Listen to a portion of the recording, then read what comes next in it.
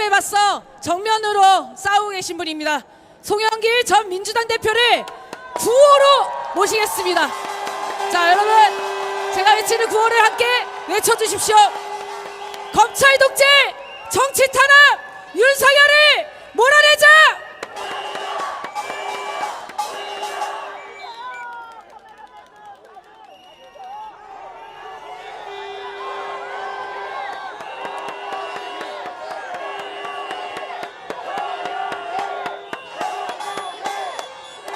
존경하는 촛불 시민 여러분, 국민 여러분, 죄송합니다. 이렇게 거리에 여러분들을 고생시키게 만든 책임자 중에 한 사람으로서 송구스럽게 생각합니다. 그러나 역사는 꼭 일직선으로만 가는 게 아니라 옆으로 갔다가 오른쪽으로 갔다 왼쪽으로 갔다 하지만 역사는 진보하고 발전한다는 걸 믿지요? 제가 페이스북에 물극필반이라는 말을 썼습니다만 윤석열 정권의 탄생이 검찰 독재의 문제점을 전 국민이 뼛속 깊이 피부로 느끼는 계기가 돼서 다음 정권에서 확실하게 검찰 개혁을 해라는 계기가 되지 않겠습니까? 검찰의 수사를 받는다는 것은 힘든 일입니다. 저도 신문만 보다가 제가 직접 당해보니까 노무현 대통령님 생각도 나고 노회찬 선배 생각도 나고 무간 지옥을 경험하고 있다고 말하고 있는 조국 전 장관도 생각이 나고 300번이 넘는 압수수색을 통해서도 지금 버티고 있는 이재명 대표도 생각이 났습니다. 제가 올해 나이 60이 됐습니다. 파리에서 60 생일을 마치고 얼마 되지 않아서 이 사건이 갑자기 JTBC가 보도를 해서 갑자기 우울해졌습니다. 60평생 동안 집안칸 없이 민주주의와 한반도 평화를 위해서 끊임없이 공부하고 부당한 자금 받지 않고 살아왔다는 자부심을 갖는 저 송영길이 나 60이 돼서 이런 꼴을 당하는구나 이런 생각이 드니까 세느강을 걷다가 그냥 물에 한번 뛰어내리고 싶은 순간적인 충동도 생기더라고요. 우리 노동절 날 돌아가신 양해동 열사를 생각합니다. 노동운동의 자부심으로 살아온 그분에게 업무방해 공갈죄로 구속영장을 청구했던 검사와 판사님들은 그분의 죽음을 한번 생각해 봐야 될 것입니다. 압수수색의 나라가 되고 있습니다. 1년에 40만 건, 하루에 1000건의 압수수색이 진행되고 있습니다. 범죄가 있으면 수사해야죠. 저 송영길이 수사하지 말란 게 아닙니다. 의혹이 있으면 수사해라고 제가 2번이나 검찰청에 갔다 온 거 아시죠? 아직도 소환을 않고 있잖아요. 맞습니까? 아니, 준비도 안 된 사람이 왜 저를 불렀습니까? 증거를 조작해서 만드느라고 시간이 필요한 것입니까? 저희가 말하는 것은 공정성 아니겠습니까? 대법원에 가면 정의의 여신이 저울을 들고 있습니다. 변호사, 저도 변호사입니다만 제가 변호사는 거 모르는 분도 계시죠? 이 변호사 배지가 저울입니다. 저울. 저울은 뭡니까? 공정 아니겠습니까? 공정. 범죄를 수사하지 말라는 게 아니라 공정하게 해야죠. 법을 가지고 권력은 가진 사람은 무죄가 되고 수사도 안 하고 야당만 수사하면 이게 공정입니까? 이게 검사의 공권력이라 할 수 있겠습니까? 정말 이 검사가 수사권으로 보복을 하면 깡패라고 말했던 사람이 누구죠? 대통령이 검사를 지휘해서 수사로 보복하면 뭐라 그래야 됩니까? 깡패 두목이라 그래야겠죠. 아니 이게 주가 조작 49억을 해가지고 계좌 102개 중에 48개가 김건희 씨 계좌로 위용됐다는데 1심에서 공범자 김호수 도이치모터스 주가 조작 주범이 실형을 받았는데 소환 조사도 안 하고 서면 조사도 안 하고 제2의 라스푸틴이라고 불리는 천공은 이 중요한 청와대를 용산청사로 이전하는 데 개입했다는 의혹이 있음에도 불구하고 소환 조사도 안 하고 자기 장모는 무혐의 되고 본인은 아예 뭐 수사 대상도 안 돼 있고 그러면서 이 제1야당 대표를 지금 몇 년째입니까? 성남시장 때부터 지금까지 정말 여러분 이해가 됩니까?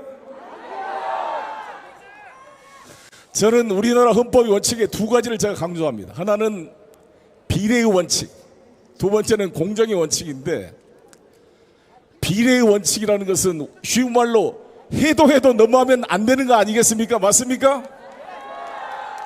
지금 해도 너무한 것 같죠?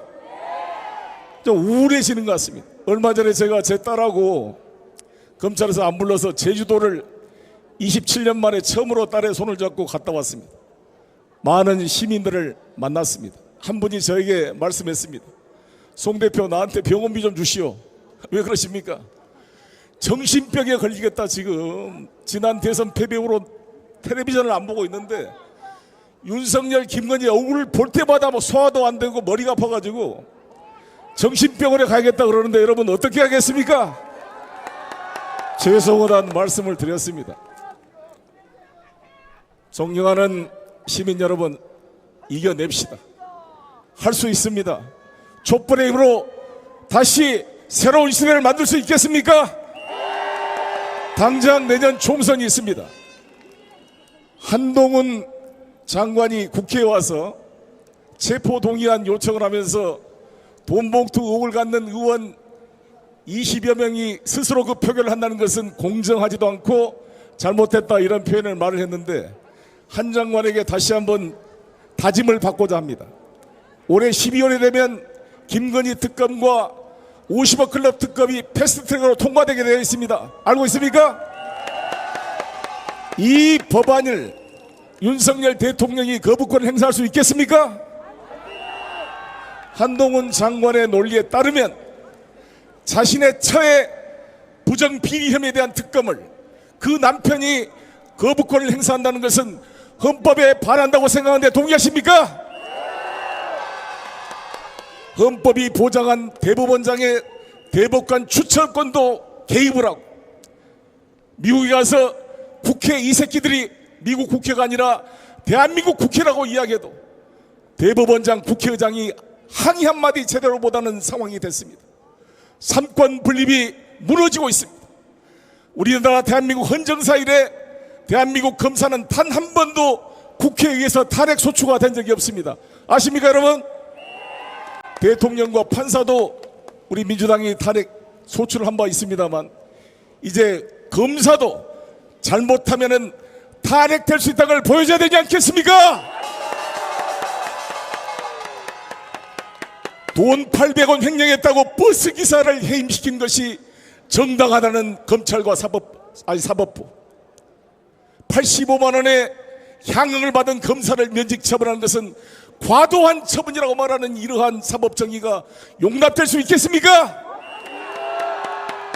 라임 사태 김봉현으로부터 그 담당 이주형 변호사로부터 향응 젓대를 받았던 나의엽 검사, 한동훈 반부패 대검수사부 그 팀원 검사들이었습니다. 지금 당당하게 검사 생활하고 있습니다. 탄핵해야 되지 않겠습니까? 서울시 계약직 공무원 유성을 간첩을 조작해서 증거를 조작해 기소했던 안동환 검사 탄핵해야 되지 않겠습니까? 민주당에 강력히 요청합니다. 저도 책임이 없는 건 아니지만 이번에야말로 우리 민주당의 힘으로 이 헌법과 법률을 위반한 이 검사들을 탄핵할 것을 강력히 요청합니다.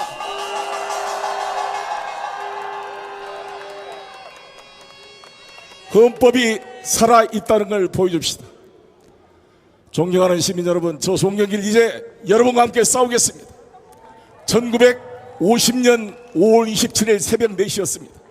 금남로를 지충을 흔드는 탱크의 캐터필러 소리가 들리고 있었습니다. 새벽 4시 도청을 사수하던 학생과 어린 고등학생들이 있었습니다. 교련복을 입은 고등학생이 총을 들고 벌벌 떨고 있습니다. 우리 안상원 선배께서 집에 들어가라. 집에 들어가라. 그래도 형들과 떠날 수 없다고 끝까지 도청을 지키다 사망했던 우리 열사들이 총 윤상원 열사를 비롯한 17명이었습니다. 저는 그 자리에 제가 고등학교 3학년이었습니다. 그 자리에 같이 하지 못했습니다. 그 이후로 저는 다짐했습니다. 다시는 이러한 상황에서 도망가지 않겠다. 전선을 이탈하지 않겠다. 대한민국의 민주주의와 한반도 평화를 지키는데 촛불 시민 여러분과 함께 전선에 서서 싸우겠습니다. 여러분 감사합니다. 고맙습니다.